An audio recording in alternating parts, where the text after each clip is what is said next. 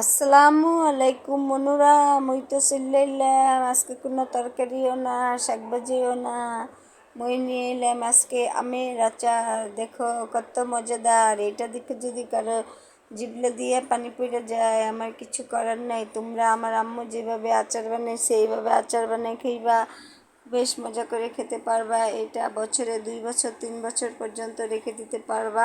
তো এই যে দেখো মনুরা, ওই যে আমগুলোকে একটা দুইটা শুকায় রোদ্রে শুকাইয়া নিছে। তো হলুদ দিয়ে মাখায় এইভাবে গুলগুল করে কেটে তারপরে এই যে রোদ্রে শুকানো হয়েছে 2 দিন। তো 2 দিন শুকানোর পর এরকম হয়েছে। বেশি শুকানো যাবে না, 2 দিন শুকালেই হবে। তো এই যে দেখো এখানে আছে হচ্ছে আখি গুড়, আর এখানে হচ্ছে আম, আর এটা হচ্ছে পাঁচফোড়ন, আর এটা হচ্ছে সরিষা। তো এই যে দেখো পাঁচফোড়নগুলো ঢেলে নিল।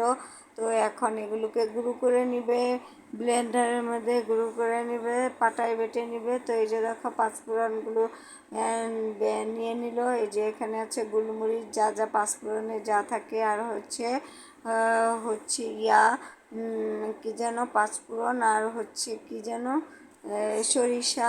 তো এই যে সরিষা নিয়ে নিল। তারপরে হচ্ছে এই যে দেখো ওগুলোকে গুঁড়ো করে নিয়েছে পাটায় বেটে টেলে তারপরে ওইটাকে গুঁড়ো করে নিয়েছে। এই যে দেখো এই যে আমগুলো, এই যে এদিকে ওদিকে আমার আম্মু সরিষার তেল দিয়ে দিল চুলার মধ্যে। তো এই যে দেখো এই যে সরিষা আর পাঁচফোড়নগুলো গুঁড়ো করে নিয়েছে, আর আনাম কাঁচামরিচ, আর এটা হলো সিরকা, মানে এই যে ভিনেগার, যেটা কেউ সিরকা বলে কেউ ভিনেগার বলে। এই যে দেখো সরিষার তেলগুলো দিয়ে দিল চুলার মধ্যে। তো সরিষার তেল দিয়ে তোমরা এই আচারটা বানাবা। তো এই যে দেখো এখন এই যে আমগুলোকে দিয়ে দিচ্ছে। এই যে আমগুলো একদম তেলের মধ্যে একদম ভাজা ভাজা করে নিবে অনেকক্ষণ পর্যন্ত। এই যে দেখো তেলের মধ্যে আমার আম্মু এই যে তেলের মধ্যে ভাজা ভাজা করে নিতেছে। অনেকক্ষণ পর্যন্ত তেলের মধ্যে ভাজা ভাজা করে নিবা। এই আমের আচারটা তোমরা 2 বছর 3 বছর পর্যন্ত রাখতে পারবা।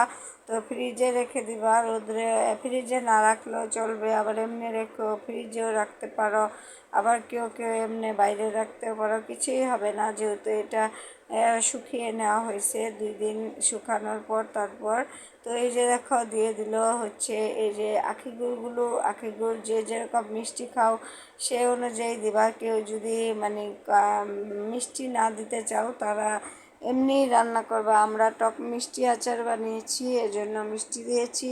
তো তোমরা যদি মিষ্টি না দিতে চাও তাহলে এমনি মিষ্টি দিলে মানে গুড়টা দিলে একটু মজা হয়। তোমরা চিনি দিয়েও বানাতে পারো, গুড়টা দিলে বেশি আচারটা মজা হয়। যে দিয়ে দিল আনাম শুকনো মরিচ, মানে আনাম করে শুকনো মরিচ দিয়ে দিল। তো এই যে দেখো আনাম শুকনো মরিচটা দিয়ে দিল, দিয়ে এই যে দেখো এখন নেড়ে চেড়ে দিতেছে। এই যে দিয়ে দিল স্বাদ মতো লবণ, পরিমাণ মতো লবণ।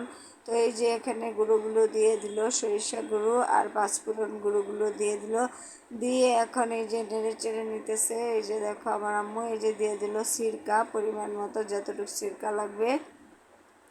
এই সিরকাটা দেওয়ার কারণে মানে অনেক দিন পর্যন্ত এটা আচারটা 2 বছর 3 বছর পর্যন্ত আচারটা থাকবে। তো এই যে দেখো এই যে নেড়ে চেড়ে দিতেছে। এই এই পাইয়াটা যখন একদম ভাজা ভাজা হয়ে যাবে, এখানে কোনো পানি থাকবে না, একদম ভাজা ভাজা হয়ে যাবে, যে তেল যখন একদম মানে শুকিয়ে আসবে তখন এই আচারটা একদম হয়ে যাবে। এই যে দেখো কত সুন্দর আচার হয়ে যাচ্ছে। তো কার কার জিভেতে পানি এসেছে, পানি আসলে আমার কিছু করার নেই, এইভাবে বানাই বানাই খায় ফেলবা। এখন তো সব জায়গায় আম পাওয়া যায়। তো